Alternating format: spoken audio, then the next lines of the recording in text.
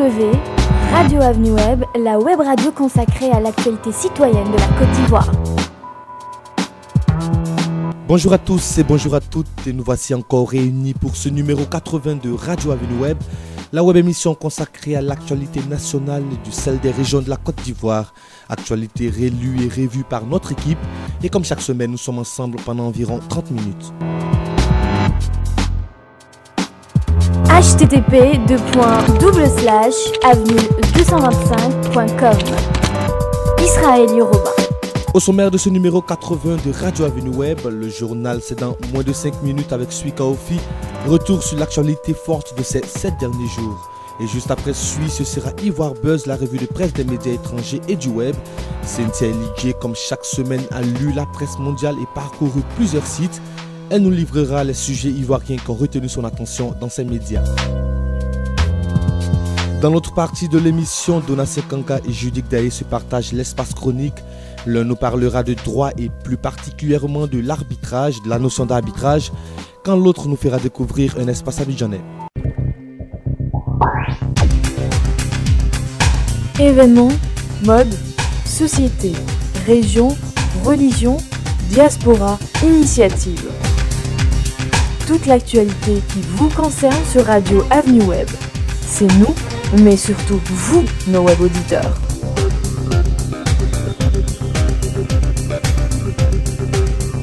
www.avenue225.com. Comme annoncé, on démarre cette édition par le journal et c'est avec Suika Ofi. Merci de votre fidélité à Radio Avenue Web. Voici les principaux titres qui seront développés dans ce segment consacré à l'actualité nationale et régionale de la Côte d'Ivoire. L'URPCI, l'Union des radios de proximité de Côte d'Ivoire, au chevet des radios de proximité sinistrées. Un plan d'urgence a été mis sur pied pour permettre à celle-ci d'émettre de nouveau. La future armée est en gestation. La rencontre hebdomadaire des généraux des FRC s'est tenue à Sébroko, au siège de l'ONUCI. Au cours de cette rencontre, le général Ismaïla Bakayoko des ex-FAFN s'est prononcé sur le statut des ex-FDS. La justice ivoirienne au pas de course pour retrouver les assassins du colonel-major Dosso, l'ancien pilote du président Houphouët-Boigny. Les 4 éléments de la garde républicaine aux mains de la justice disent avoir agi sur instruction de leur supérieur hiérarchique. Avant de refermer les portes de cette édition, nous ferons un tour de l'actualité dans nos régions. Les radios de proximité communautaires et privées non commerciales qui assuraient l'animation des communes et la sensibilisation des masses garderont pour certaines le silence. La durée de ce silence peut être longue en fonction des préjudices subis par les stations, car plusieurs d'entre elles ont été vandalisées et pillées par des groupes armés. L'URPCI, entendez l'Union des radios de proximité de Côte d'Ivoire, entend aider ces radios à redonner de la voix. Karamoko Bamba est le président de la dite union. Il nous dresse ici un état des lieux et nous situe sur ses attentes. Je dirais que nos radios, à l'instar des médias de Côte d'Ivoire, sont dans des difficultés parce que pendant la période post-crise, certaines de nos radios ont été saccagées, ont été pillées, ont été détruites. Donc elles ont cessé d'émettre et c'est une situation catastrophique. C'est vrai qu'il y a beaucoup d'autres qui continuent d'émettre, mais nous nous penchons spécialement sur le cas de ces radios-là qui servent des communautés, qui servent des populations qui sont détruites, qui observent aujourd'hui un silence radio. Donc c'est une situation extrêmement délicate, extrêmement difficile. Au moment où nous allons à la réconciliation, ces radios-là ont besoin justement de communiquer avec les populations. Donc je dirais que c'est une situation très difficile que nous traversons. Nous attendons que l'État de Côte d'Ivoire nous inscrive dans un plan d'urgence pour réhabiliter très rapidement ces radios-là pour que nous puissions rentrer dans le train du développement de la Côte d'Ivoire, pour que nous puissions travailler aux côtés des autorités, parce que nous avons notre place là, comme tous les Ivoiriens d'ailleurs. Je pense que nous sommes prêts à travailler avec nos radios. Tous nos collaborateurs, toutes nos radios attendent aujourd'hui que l'État nous inscrive dans un plan d'urgence, nous réhabilite, nous remette au travail très rapidement. Se parler pour asseoir un climat de paix et de confiance, telle est la mission que se sont fixés les militaires ivoiriens. Des rencontres entre les généraux des FRC et les forces impartiales sont organisées de façon hebdomadaire. Et c'est au cours de cette rencontre que le chef d'état-major des FAFN a souligné à Sébroko, siège de l'ONUCI, que la future armée ivoirienne est en gestation. Au cours de cette rencontre, le général Ismaïla Bakayoko des ex-FAFN s'est prononcé sur le statut des ex-FDS. Les FDS font partie des FRC, puisque aujourd'hui, quand nous disons FRC, ce sont les éléments S-FAFN et les éléments S-FDS. Donc, il va sans dire que nous travaillons ensemble. Aujourd'hui, je suis à l'état-major des armées. Avec moi se trouvent des éléments S-Fancy et nous travaillons ensemble. Vous me voyez tout à l'heure, nous avons tenu la réunion avec le général Mangou. Nous sommes ensemble. Donc, nous ne faisons pas de partition entre les SFDS, les Fancy et les S-Fafen. C'est l'ensemble qui constitue les FRC. C'est comme ça que nous comprenons. Donc, nous sommes ensemble. Ils sont comme bien d'autres qui se retrouvent aujourd'hui en dehors du pays.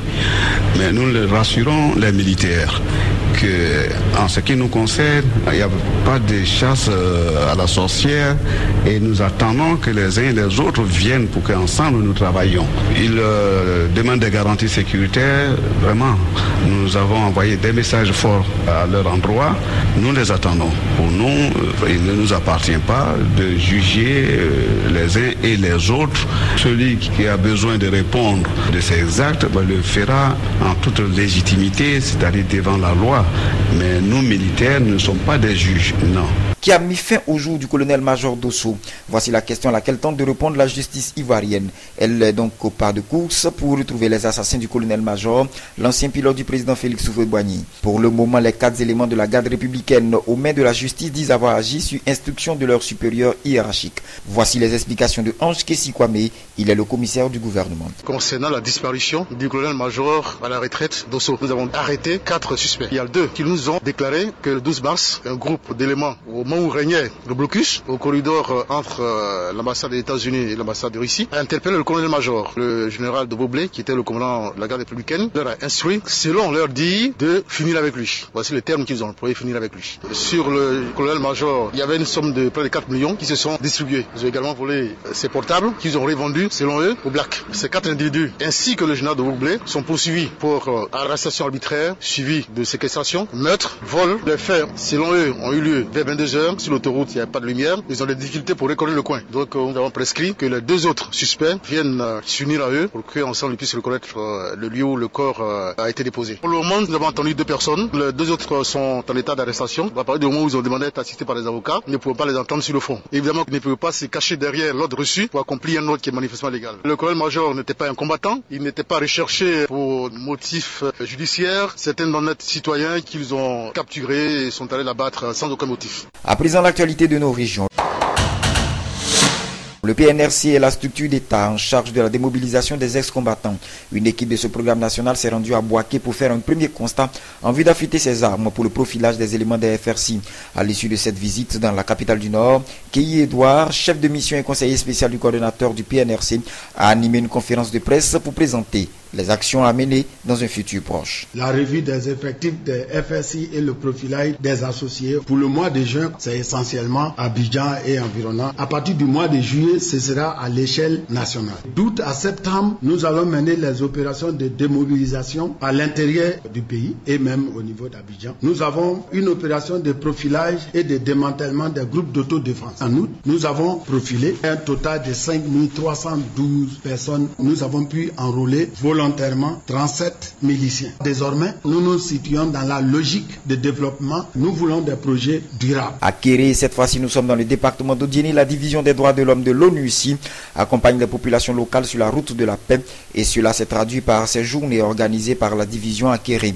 Alou Etienne, de la division des droits de l'homme de l'ONU ici, situe ici le sens de cette rencontre. Depuis le 21 mai, il y a un vent nouveau qui souffle sur le pays. Ce vent-là doit souffler aussi à Kéré ici. La crise est finie, la guerre est finie. Il faut qu'ensemble maintenant, main dans la main, on puisse vraiment regarder devant pour que la Côte d'Ivoire vraiment puisse aller de l'avant. On a trop perdu, on a trop souffert de cette crise-là. C'est un message de paix que nous sommes venus donner à nos parents, qu'ils puissent accepter vraiment de se mettre dans le moule de la réconciliation, la reconstruction nationale. Le segment de Radio Avenue Web consacré à l'actualité nationale et régionale s'achève ici avec cette brève de Kéré.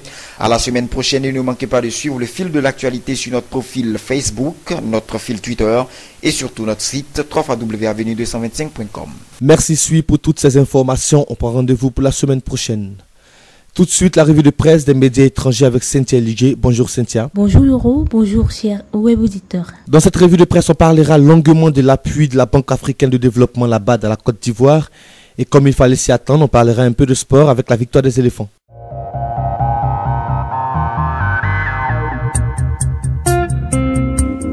d'Ivoire Buzz, la revue de presse internationale sur la Côte d'Ivoire. Cynthia Eligé, Israël Yoruba.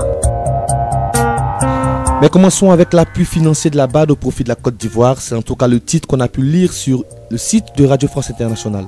Selon le site, c'est lors de l'Assemblée annuelle de la Banque africaine du développement à Lisbonne, au Portugal, qu'on a parlé de cet appui exceptionnel de 171 millions de francs CFA au profit de la Côte d'Ivoire. Ça a été l'occasion pour la première institution économique du développement en Afrique de faire le bilan de ses activités. Afrique7.com pour sa part révèle ce à quoi servira cette aide. On a pu lire sur le site, cette somme de 171 millions servira notamment à la remise sur pied des services sociaux et administratifs de base. Et selon un communiqué de l'institution, la BAD, à travers son conseil d'administration, la BAD, à travers son conseil d'administration, a ainsi apporté son aide à la situation sociale en Côte d'Ivoire et aussi favorisé la cohésion sociale et la réconciliation nationale du pays. Le magazine African Manager, lui aussi, attribue cette aide financière à une sorte de compassion au vu des difficultés que traversent certains pays de l'Afrique. On change de sujet pour parler de sport, de football plus particulièrement. Oui, Yoro, surtout pour parler des éliminatoires de la prochaine Coupe d'Afrique des Nations 2012. Les éléphants de Côte d'Ivoire se sont vite inscrits sur la liste des équipes qualifiées. La Côte d'Ivoire a profité de la crise que traversent les écureuils du Bénin pour s'imposer à Cotonou 6-0, écrit Afrique en ligne. Et le site ajoute que les coéquipiers de Didier Drogba ont bénéficié du succès du Burundi devant le Rwanda de 3-1 pour se qualifier à la phase finale. Autre précision apportée par afriqueenligne.com, c'est que les Béninois, Burundais et Rwandais jouent désormais pour une place qualificative du meilleur deuxième. Pour le périodique panafricain Jeune Afrique, il n'est pas question de profiter d'un état de crise quelconque. Il s'agit de victoires sans appel. Jeune Afrique raconte comment, menés par leur capitaine Didier Drogba, les éléphants ont balayé les écureuils 6-2. Ce match, précisons-le, Euro, comptait pour la 4e journée des éliminatoires de la CAN 2012. Une victoire qui qualifie automatiquement les Ivoiriens pour la phase finale de la compétition. On va finir avec maxifoot.fr qui titre « La Côte d'Ivoire a composté son billet pour la Coupe d'Afrique des Nations 2012 » en écrivant que les Ivoiriens comptent désormais 4 victoires en 4 matchs et sont sûrs de pouvoir défendre leur chance en janvier 2012 au Gabon et en Guinée équatoriale. Merci Cynthia pour cette revue de presse. On prend rendez-vous pour la semaine prochaine. Au revoir. Au revoir.